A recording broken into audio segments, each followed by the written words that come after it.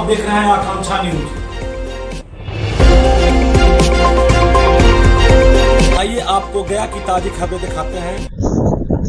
आइए क्या कहते हैं मूल निवासी, बारी बारी से जानते हैं उनका विचार, किस लिए वो बोध गया में कराए थे राष्ट्रीय अधिवेशन।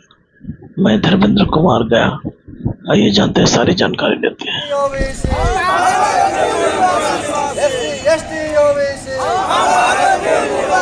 मूल निवासी का नारा है, मूल निवासी का नारा है। मूल निवासियों का 12वां अधिवेशन था, राष्ट्रीय अधिवेशन।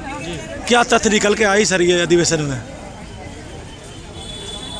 जैसे जैसे मूल निवासी संघ का प्रचार प्रसार बढ़ रहा है और मूल निवासी पहचान से लोग अवगत हो रहे हैं, वैसे वैसे तथ्य ये निकल कर आ रहा है कि हमारी बहुत सारी समस्याएं, यानी मूल निवासी बहुसंख्यक समाज की बहुत सारी समस्याएं पहले से है और मौजूदा शासन प्रशासन द्वारा नई नई समस्याएं खड़ी करके मूल निवासी समाज को बहुत ही परेशान किया जा रहा है। अब मूल निवासी समाज में आ रही नई जागृति की लहर, ये तथ्य लोगों के थिंकिंग से सामने आया कि अब मूल निवासी समुदाय ये चाहने लगा है कि हमारी समस्याओं का समाधान हम स्वयं खुद करेंगे और इसके लिए हम जो है शासन और प्रशासन में जो हमारा हक और हिस्सा है वो हम हासिल करके रहेंगे।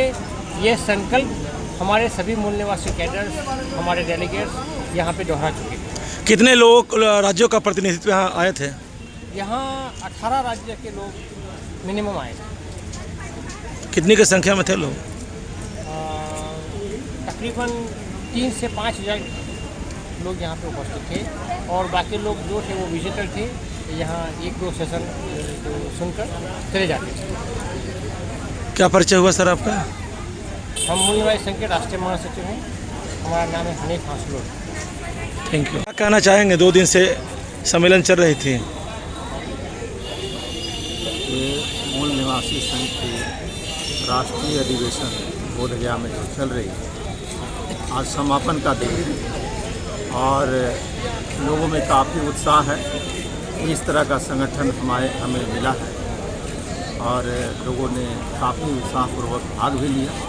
इसमें अभी हमारे वहाँ सचिव जी बताए आपको कि लगभग 5,000 के लोग यहाँ जुटे थे और अगला हमारा जो मिशन होगा, हम अपने देश का रक्षा, अपने मूल निवासियों की रक्षा, देश के संविधान की रक्षा के लिए हम लोग करते हैं।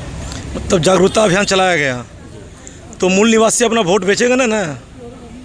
मूल निवासी अपना वोट जैसे से जागरूक हो रहा है, वोट नहीं बेचने वाला है और जो बेच रहा है या जो खरीद रहा है वो दोनों संविधान के दृष्टिकोण से दोषी है, ये आप भी जानते हैं। सुनते समझते तो सब हैं, जब इलेक्शन की समय आती है तो अपनी जात पर चले जाते हैं, मुर्गा दारू पर बिक जाते हैं। तो ऐसा जागरूकता हुआ है यहाँ पे? इसीलिए ना हम लोग जाति छोड़ करके हम लोग सीधे भारत के मूल निवासी के रूप में पहचान करेंगे। मेरा आइडेंटिफाई जो होगा, जो मैं भारतीय पहचान मेरा है, भारत का मूल निवासी पहचान रहेगा। जाति खत्म हो रहा है, जाति खत्म किया जा रहा है मूल निवासी संघ। हमारा पहचान जाति नहीं होगी, मूल निवासी होगी। परिचय दे दीजिए अपना। मेरा नाम आरिफ प्रधान, राष्ट्रीय संगठन सचिव, बिहार प्रभारी। आज आप मूल निवासी संघ के 12वें राष्ट्रीय अधिवेशन में आए थे, आपने यहाँ से क्या सीखा? देखिए, सबसे पहले तो आपका चैनल जो है, मैं आपका चैनल को बहुत बहुत धन्यवाद और बधाई दे रहा हूँ। यहाँ तक सवाल है कि पूरे देश से आज बुध की धरती पर मूल निवासी संघ के तरफ से जो अंतर्राष्ट्रीय मूल निवासी दिवस मनाया जा रहा है, यहाँ पर कोने कोने से आकर के यह अपने सिद्ध कर दिया कि हम यहाँ के मूल निवासी हैं और आने वाले समय में हम लोग यही मूल निवासी न रह के पूरे भारत के ऊपर हम लोग कब्जा करने का यह निर्णय बनाया है कि हम लोग का यही नहीं, हम लोग को राजनीतिक क्षेत्र में भी अधिकार होना चाहिए। मतलब आने वाले समय में देश के गद्दी पर मूल निवासी बैठेंगे, शासन होना चाहिए। यह शासन हम लोग को लेकर रहे। अभी जो प्रधानमंत्री बैठे हैं वो मूल निवासी नहीं है। देखिए, प्रधानमंत्री जी को तो यह बात करते, अगर मूल निवासी होते तो यहाँ पर वह नहीं नाम लेते कि यहाँ के मूल निवासियों को वोटरों से नाम कटवाने का नाम उन्होंने जो लिया, तो यह मूल निवासी नहीं है। वह अगर बताते कि मैं यहाँ का मूल निवासी है तो वह ये नहीं कहते, चुनाव आयोग को नहीं बताते कि यहाँ का मूल निवासी जो है वह जग चुका है, यहाँ का मूल निवासी है, था और रहेगा। यही मूल निवासी का नारा रहेगा और है हमेशा विजयी लेकर के रहेगा। कहाँ से आए हैं सर? मैं आपका महाराजगंज लोकसभा क्षेत्र सहारनपुर मंडल से, सीवान जिले के महाराजगंज से मैं पीपीआईडी से प्रत्याशी रहा हूँ, जो मैं तीसरे स्थान पर देश में पीपीआईडी की तरफ से दूसरे स्थान पर मैं था महाराजगंज। क्या नाम है सर? मेरा नाम त्रिभुवन राम हुआ।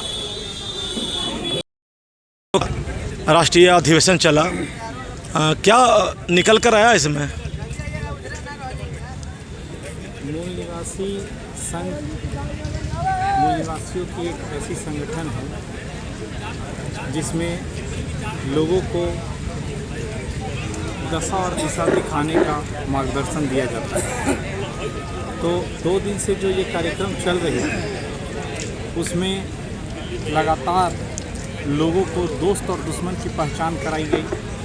लोगों को बतलाया गया कि आज की जो विधि व्यवस्था है वो हमारे अनुरूप है या नहीं, इस विधि व्यवस्था में हम कैसे पिछड़ते जा रहे हैं और कैसे इससे आगे निकले, किस प्रकार से समाज को एक दशा और दिशा देने का कार्य करें। इन्हीं कार्यक्रमों को चलाया गया जिसमें काफ़ी विद्वान लोग शामिल हुए, एक से एक बुद्धिजीवी वर्ग शामिल हुए। क्या प्रोग्राम हुआ? यही बैठेंगे फील्ड में। रिटायर्ड पदाधिकारी लोग भी इसमें मौजूद रहे और जो वंचित समाज है, जो पिछड़ा समाज है, जो शोषित समाज है, उनको अपने जीवन शैली में कैसे बदलाव लाया जाए, राजनीतिक रूप से, सामाजिक रूप से, आर्थिक रूप से, शैक्षणिक रूप से कैसे उनका विकास हो, इस पर चर्चा और परिचर्चा की जाए। मूल निवासी आज भी जात पात में बटे हुए हैं, तो कैसे होगा इसका कल्याण? मूल निवासी जात पात में आज बटे हुए हैं, लेकिन इनको बांटा किसने है, उसी पर तो संगोष्ठी लगाई गई कि आखिर मूल निवासियों को 6,743 जातियों में बांट दिया गया है, तो किस प्रकार से ये 6,743 जात एक संगठन या मूल निवासी बनके इस देश पर, इस देश की दशा और दिशा को बदलने में साकार भूमिका निभाए, किस प्रकार से इसके सत्ता में शामिल होकर, इसके सत्ता में परिवर्तन करके हम जो लोग हैं 6,743 जिन्हें मूल निवासी परिकल्पना कही जाती है, तो उनको एक व्यवस्थित रूप दिया जाए, शैक्षणिक रूप से, आर्थिक रूप से, सामाजिक रूप से, राजनैतिक रूप से कैसे उनको आगे बढ़ाया जाए, यही मेन उद्देश्य है इनका। तो मूल निवासी इनका गहन चिंतन किए हैं, जो आए थे मूल निवासी। अभी बिहार में चुनाव होने वाला है, तो किस तरह का वो कदम उठाएंगे मूल निवासी जागरूकता के बाद? मूल निवासी मुख्य रूप से तो जागरूकता कार्यक्रम ही चलाते हैं। अब रही बात कदम उठाने की, तो इनका कहना है कि पहले हम लोग हमारे समाज को जागरूक करने की ज़रूरत है। जब तक हमारा समाज जागरूक नहीं होता है तो उसमें निर्णय लेने की क्षमता नहीं आएगी, और जब तक निर्णय लेने की क्षमता उनकी विकसित नहीं होगी तो वो मत क्या देंगे? मत फिर उनके हाथ में है कहाँ? हाँ, वो दारू मुर्गा पर बिक जाते हैं। हाँ, वो बिकने का काम करेंगे, बंटने का काम करेंगे, डाइवर्ट होने का काम करेंगे, दिशा विहीन रहेंगे। तो इसीलिए मूल निवासी का मूल ये होता है कि उन्हें किस प्रकार से जागरूक करते हुए एक जाति से जमात बनाई जाए और जमात को जज बनाई जाए, और जज ऐसा हो जो अपना निर्णय स्वयं कर ले। और जब अपना निर्णय ये लोग स्वयं करने लगेंगे तो जाहिर सी बात है कि राजनीतिक महात्मा फूले जी और बाबा भीमराव अम्बेडकर अपना पूरा जवानी गुजार दिए सबको जागरूक करने में। उसके कारण आज बहुत सा अफसर बन गए हैं मूल निवासी लोग, लेकिन आज भी वो मूल निवासी जब अफसर के पद पर जाते हैं तो अपने ही भाइयों को नहीं देखते हैं और उनसे रिश्वत लेने का काम करते हैं। क्या विचार आपका इस पर है? बिल्कुल, ये आपका कथन बिल्कुल सत्य है। आपने बोला कि ज्योतिबा फुले, महात्मा फुले या अम्बेडकर साहब ने कितना संघर्ष किया और हमें संविधान दिया, और उस संविधान के तहत, उसके आरक्षण के तहत, उनके अधिकारों के तहत हमारे लोग बढ़े जरूर, लेकिन उसको पढ़ के नहीं बढ़े। वो लोग साक्षर हुए, शिक्षित नहीं हुए, उनके अंदर विचारधारा नहीं पिरोई गई। वो लोग जो हैं साक्षर हुए, किसी प्रकार से आरक्षण से नौकरी ले ली है, अच्छी पद पर चले गए, मानता हूँ मैं, लेकिन उस पद पर जाने के लिए जो संघर्ष अम्बेडकर साहब ने किया था, जो ज्योतिबा फुले ने किया था, और जो मैसेज, जो संवाद उन्होंने दिया था, उस संवाद को इन्होंने कभी समझा ही नहीं, उस विचारधारा को कभी इन्होंने जाना ही नहीं, तो अपने समाज के लिए वो क्या करेंगे? वो तो बिल्कुल इन विचारधाराओं से वंचित हैं, पूर्ण रूपेण वंचित हैं। जिस दिन ये पूरी तरह इसी जागरूकता को फैलाने के लिए तो मूल निवासी संगठन और बाम सेफ लगी हुई है कि किसी प्रकार से जो हमारे जागरूक समाज नहीं है, पढ़े लिखे तो हैं, लेकिन अम्बेडकर साहब भी बोलते थे कि हमें पढ़े लिखों ने ठगा है। हमें किसने ठगा है? हमें अपनों ने ठगा है, पढ़े लिखों ने ठगा है। इसलिए ऐसा बोलते थे कि जो उन्होंने बोला था, हमें रिप्रेजेंटेशन दिया था। क्या दिया था? हमको आरक्षण नहीं दिया था उन्होंने, हमें रिप्रेजेंटेशन दिया था, प्रतिनिधित्व दी थी।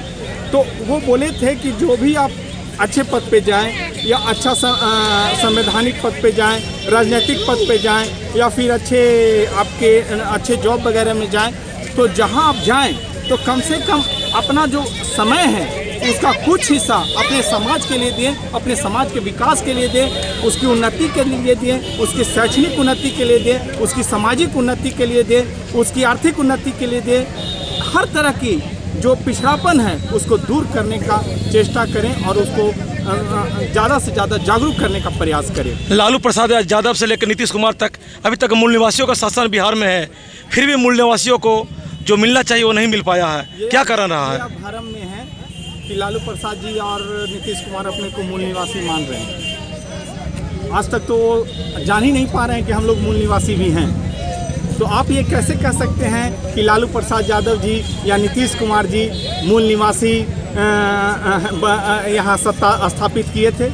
ये आप भ्रम फैलाने का काम कर रहे हैं। नीतीश कुमार जी और लालू यादव जी अगर मूल निवासी होते या मूल निवासी परिकल्पना में भी होते, तो काशीराम जी ने जो आंदोलन पूरे देश भर में चलाने का प्रयास किया था, बहुजन क्रांति, वो लोग उसमें शामिल होते, न कि जयप्रकाश आंदोलन और फलाने आंदोलन में लग जाते हो। बहुजन क्रांति का हिस्सा बने होते और पूरे देश में उस क्रांति को लाई जाती और उसी समय सत्ता में परिवर्तन होता और उसके बाद हमारी सत्ता नहीं हटाई जाती, क्योंकि उस समय विचारधारा से हमारे लोग आते। ये बिना विचारधारा के लोग पहुंच गए। ठीक है, मायावती काशीराम के विचारधारा से पैदा हुए और वो सत्ता संभाली और फिर भी ब्राह्मणवाद के चपेट में आ गई। हम क्या बोल रहे हैं? मायावती भी आई जरूर, ट्रैक से चली जरूर, लेकिन उस ट्रैक पर रही कहाँ? काशीराम जी क्या बोलते थे? तिलक तराजू और तलवार उनको मारो जूते चार, तिलक तराजू और तलवार उनको मारो जूते चार। जैसे ही मायावती आई उन्होंने बोला तिलक तराजू और तलवार यही करेगा बेड़ा पार। ये तो सत्ता भोगी बन गई। ये सत्ता के सुख में, मद में ये अपना समय बर्बाद करने लगी।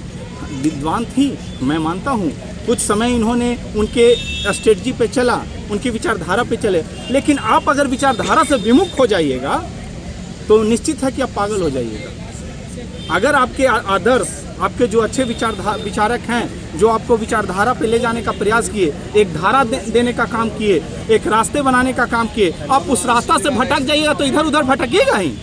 जो रास्ता काशीराम जी ने बनाया, मायावती लगातार अगर उस पर चलती रहती तो हम ये साबित करते हैं कि आज उनको उखाड़ने वाला कोई पूरे भारत में पैदा नहीं लेता। और हो सकता था कि वही मायावती आज देश की प्रधानमंत्री भी बन सकती थी, लेकिन जिस रास्ते से उन्होंने चला उस रास्ते से वो भटक गए। इधर से उधर भटकना ही सबसे बड़ा बेवकूफ़ी होता है। जैसे युवा अगर होता है, कहा जाता है युवा, लोग कहते हैं ना, जिस ओर जवानी चलती है उस ओर जमाना चलता है, लेकिन युवा क्या है? आज का युवा बहका हुआ, वो वायु बन चुका है और वायु किधर चला जाएगा जिसका कोई ठिकाना नहीं है। उसी तरह मायावती के साथ हुआ कि विचारधारा तो काशीराम जी ने उनको दिया, लेकिन उस विचारधारा को कितने दिन तक अमल करते हैं हम, उस पर निर्भर करता है। आज जो बामसेफ है या मूल निवासी संगठन है, इसी बात को लोगों को बता रहे हैं कि जो विचारधारा हमारे अंदर पिरोई गई, उस विचारधारा को हम कितने दिनों तक उसको काबिज रखते हैं और कब तक अपने लोगों को बताते हैं और कैसे हम इतिहास बनाने में सक्षम होते हैं। लेकिन यही काम उन्होंने नहीं किया, इस वजह से आज वो भटक रहे हैं। चंद्रशेखर जी के बारे में क्या कहना है आपको? अभी उभरता हुआ सितारा है। अभी उभरता हुआ सितारा है, मेहनत कर रहे हैं और लगातार मेहनत कर रहे हैं। संघर्ष उन्होंने, अभी इनका ट्रैक ठीक है। उनका ट्रैक अभी अम्बेडकरवादी विचारधारा से आई है, तभी तो वो सांसद बनने का काम किए। अगर वो इस विचारधारा से नहीं आते, इस विचारधारा से लैस नहीं होते, तो चंद्रशेखर जी भी कोई बहुत बड़ा तोप थोड़ी थे। अगर वो उनके अंदर जो विचारधारा आई, यही विचारधारा उनको सड़क से संसद की ओर ले गई। यही विचारधारा जो है, अम्बेडकरवादी विचारधारा ही चंद्रशेखर रावण को भी सड़क से संसद की ओर पहुंचाने का काम किया। लेकिन वो भी एक गलती कर रहे हैं, वो व्यक्ति हैं। हमेशा बामसेफ मूल निवासी कहता है कि व्यक्ति की पूजा नहीं होनी चाहिए।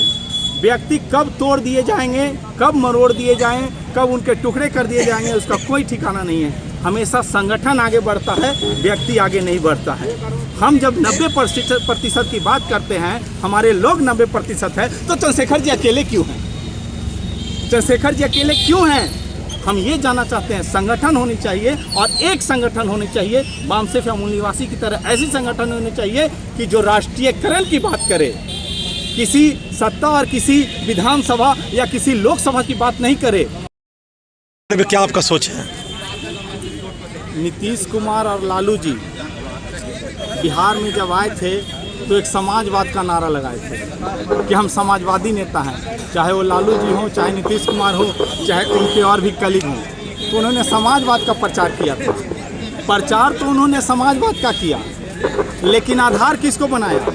या तो जातिवाद को, नहीं तो परिवारवाद को, और लास्ट में जब नीतीश कुमार पर आया तो व्यक्तिवाद को। इन्होंने हमेशा क्या किया? या तो जातिवाद को बढ़ावा दिया, नहीं तो परिवारवाद को बढ़ावा दिया, और नहीं तो नीतीश कुमार जैसे लोग जो रहे वो व्यक्तिवाद को बढ़ावा दिया। तो फिर समाजवाद कहाँ रहा? ये समाजवाद की जो नारा लगाते थे वो सही नहीं था, वो बेवकूफ़ बनाई जा रही थी, लोगों को बेवकूफ़ बनाने का काम कर रहे थे। इसलिए कर रहे थे कि उनके अंदर विचारधारा नहीं थी। उनके अंदर अगर विचारधारा होती काशीराम जी की तरह, तो तमाम देश में एक विचारधारा चलती और सभी लोग उस पद पर होते। और हमारे देश में जो है उस समय जो आपसी लड़ाई में बीपी सिंह प्रधानमंत्री बने थे, इन्हीं तमाम लोगों में से कोई एक प्रधानमंत्री बनते, मूल निवासी प्रधानमंत्री। जिस समय लालू यादव आए उस समय समाजवादियों का अत्याचार बहुत ज़्यादा था, उसका वो तोड़ निकाले। समाजवादियों का अत्याचार नहीं बोलिए, सामंतवादियों का अत्याचार। ये तो समाजवादी खुद अपने को साबित कर रहे थे। उन्होंने बोला कि मैं सामंती ताकतों से टकरा रहा हूँ।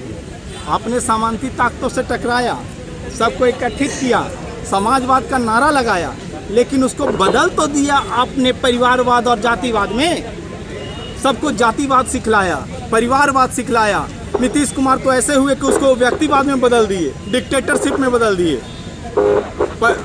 जातिवाद और परिवारवाद और व्यक्तिवाद देने वाले भी तो यही लोग हैं। समाजवाद रही कहाँ? समाजवाद को रहने कहाँ दिया इन्होंने? यही वजह है इन लोग को जाने का, यही सब कारण है कि इनका पतन हो रहा है। इनका पतन हो रहा है और केंद्रीय सत्ता में ये लोग स्थापित नहीं हो पाए। अपने ही में ये लोग झगड़ा लड़ाई करने लगे, क्योंकि जातिवाद में उलझ गए, परिवारवाद में उलझ गए, व्यक्तिवाद में उलझ गए। ये आपस में ही टकराव हो गई और इतनी बड़ी जो समाजवाद की जो संगठन चल रही थी, वो पूरा संगठन बिखर के ध्वस्त हो गया। आज सबको देखने को मिल रहा है और पूरा बिहार या पूरा भारत इस बात को जान रही है। वो हमेशा राष्ट्र की बात करे और राष्ट्र के लिए सोचे, तभी हम तमाम लोगों का विकास। आज़ाद पार्टी तो बनाए हुए हैं वो। हम कहाँ कहने की पार्टी नहीं बना? पार्टी तो बहुत सारी, अम्बेडकर की बहुत सारी पार्टियां बनी है। 2 लाख पार्टियां बनी हुई है, 4 लाख पार्टियां बनी हुई है। उससे क्या हो गया? मेरा कहना है कि हम बार बार बोल रहे हैं कि उसमें प्रचार किसकी हो रही है? व्यक्ति की हो रही है। प्रचार संगठन की हो रही है। आप इसमें मूल निवासी संघ में आए होंगे, बामसेफ में आए होंगे, तो वहाँ किसको देखे होंगे? वहाँ जो भी प्रचार हो रही है, किसी व्यक्ति विशेष का नाम आ रहा है क्या? किसी ने सुना ऐसा क्या?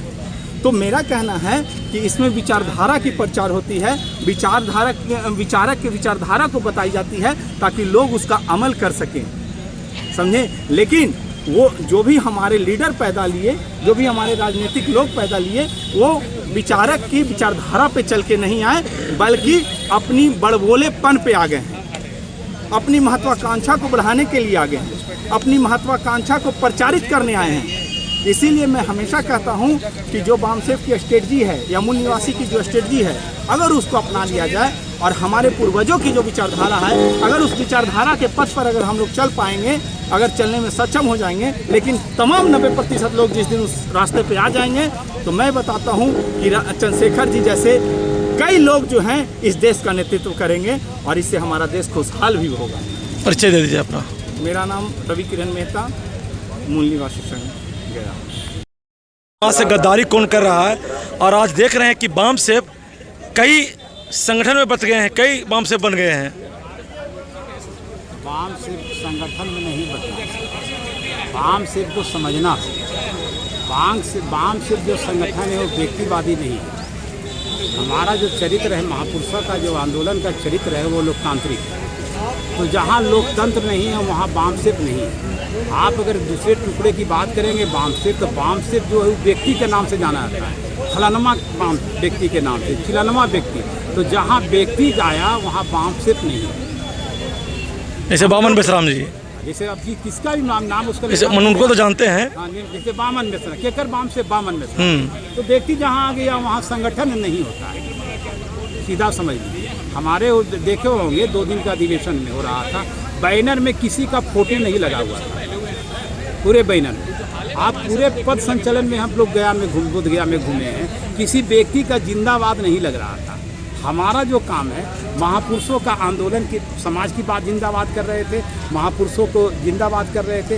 व्यक्ति हमारे जिंदाबाद नहीं, क्योंकि महापुरुषों ने जो आंदोलन चलाया है, जो ड्यूटी लगाया, वो संघ का ड्यूटी लगाया, संघ को ड्यूटी लगाया, व्यक्ति को ड्यूटी नहीं लगाया। बैनर में तो नाम था, नाम हो सकता है, उद्घाटनकर्ता वगैरह वगैरह, वो सब रख सकता है, लेकिन फोटो नहीं रहेगा, ये समझिएगा। गद्दार कौन है सर? ये मूल निवासी में गद्दार कौन है? गद्दार देखिए जो सीधा सीधी है। जैसे हमारे महापुरुषों ने, बाबा साहब ने कहा है कि समाज को शासक करता जमात बना, लेकिन जो सुपरमेसी संगठन है, जो व्यक्तिवादी संगठन है, वहाँ समाज को अगर आप शासक बनावेंगे तो संघ का काम है कार्यकर्ता पैदा करना, कार्यकर्ता से कैडर, कैडर से लीडर, ये संघ का काम है। लीडर, कार्यकर्ता से कैडर, कैडर से लीडर पैदा करना। लेकिन जहाँ व्यक्तिवादी संगठन, चाहे वो पॉलिटिकल हो चाहे वो सामाजिक है, वहाँ कार्यकर्ता पैदा नहीं करता, वहाँ आदमी पैदा करता है। आदमी का मतलब होता है गुलाम, क्योंकि पहले हम लोग शैतानों के आदमी थे। आज आप इसको समझिएगा कि विधायक के आदमी, मुखिया के आदमी। तो विधायक के आदमी मतलब विधायक के गुलाम। विधायक जो कहेगा बिना सोचे समझे वो काम कर देगा, यानी आदमी का मतलब गुलाम है। अब प्राकृतिक ने हमको मनुष्य बनाया है, मानव बनाया है। महापुरुषों ने अपने आंदोलन के माध्यम से, पहचान के माध्यम से हमको मनुष्य बनाने का प्रयास किया है, मानव बनाने का प्रयास किया है। तो जो संगठन या बैनर अगर आदमी पैदा करता है, वो समझिए समाज का गद्दार है। जो संगठन समाज की एजेंडा पर बात नहीं करता है, जैसे EWS असंवैधानिक है, आर्थिक आधार पर संविधान में कहीं व्यवस्था नहीं है। आप जितना भी व्यक्तिवादी संगठन है उसको AW पर कहिए तो मन से बात रख देगा, उसका हलक सूख जाएगा, यानी वो समाज का गद्दार है। जो संगठन मंडल कमीशन में 40 सिफारिशें हैं, और खासकर बिहार में जब ग्रामीण क्षेत्रों में जाते हैं, पढ़े लिखे लोग जो है वो मंडल के बारे में नहीं जानते। और 35 साल से हम लोग कर रहे हैं कि बैकवर्डों की सरकार है, तो जन जागृति आना चाहिए था। मंडल कमीशन के बारे में लोगों को जानना चाहिए था कि 40 सिफारिशें, मंडल कमीशन कैसे लागू होगा, इस पर समाज में चर्चा करना चाहिए था। तो खाली बात क्या हो रहा है, नेता नीति और एजेंडा पर, नीति तो है ही नहीं है, एजेंडा पर भी बात नहीं कर रहा है। दूसरी चीज़ को समझेंगे कि बिहार में लोग कहता है कि सामाजिक न्याय की सरकार है। बोलचाल की भाषा में आप सुनेंगे मन से कि सामाजिक न्याय सरकार है। एक मन से भी हमको आप सुनवा दीजिए कि अन्याय किसने किया। अगर सामाजिक न्याय की बात करते तो अन्याय करने वाला समाज के साथ कोई तो होगा। अन्याय करने वाला का नाम लेने से हलक सूख जाता है, क्योंकि अन्याय करने वाला उसके बगले में बैठा हुआ रहता है, उसका नीति रणनीति वही तय करता है, समझिएगा। तो समाज का क्या है, गद्दार है कि नहीं। हमारे समाज को जो लोगों को क्या कर रहा है, वो दिग्भ्रमित कर रहा है, सीधा बात है। सर क्या कारण है कि भाजपा ने जो संगठन बनाया आरएसएस विश्व हिंदू परिषद वो आगे निकल गए और ये जय भीम के लोग जो हैं अभी बहुत पीछे चल रहे हैं जबकि संख्या इनकी अधिक है। आरएसएस जो वो जो है ना वो नदी के धारा के साथ चल रहा है, इसलिए उसकी गति नज़र आ रही है। हम लोग थोड़ा सा धारा के विपरीत चल रहे हैं, तो हमारा तो थोड़ा समय लगेगा। उसका 75 साल का 100 साल से ऊपर हो गया है, तो देश पर कब्जा किया है, सभी विधि व्यवस्था सब उसके साथ मिला है, समझ गए, मैदान में मिला है। हमारा साथ का है कि भाई अभी हमारा 40 से 45 साल हुआ है, इस चीज़ को समझना होगा। तो क्या ये समझे कि आने वाला भविष्य में मूल निवासियों का केंद्र में और राज्य में सरकार और सत्ता रहेगी? सरकार और सत्ता, राजनीति सत्ता की बात हम लोग अभी नहीं कर रहे हैं सर। जैसा हमारा समाज होगा, हम लोग 6743 जाति में बटे हुए थे, शैतानों ने बांटा था। हमारे महापुरुषों ने 3 का अवस्था के अनुसार 3 समुदाय में बांध के रख दिया, SC ST OBC, और ड्यूटी लगा दिया कि तीनों रस्सी के खोल के क्या करना है, एक जगह कर देना है। जिस दिन हम समाज को एक रस्सी में बांध देंगे और एक जगह SC ST OBC के मूल निवासी पहचान के तहत संगठित कर देंगे, तो समझिए कि समाज भी मेरा होगा और राजनीति भी हमारा होगा। हम तय करेंगे कि प्रधानमंत्री कौन होगा, सांसद कौन होगा। जैसे मोहन भागवत तय करते हैं, सीधा बात है ना सर, वो क्या तय करता है। क्या परिचय है सर? मेरा नाम है मूल निवासी आलोक कुमार, राष्ट्रीय कार्यकारिणी धाम से, नई दिल्ली।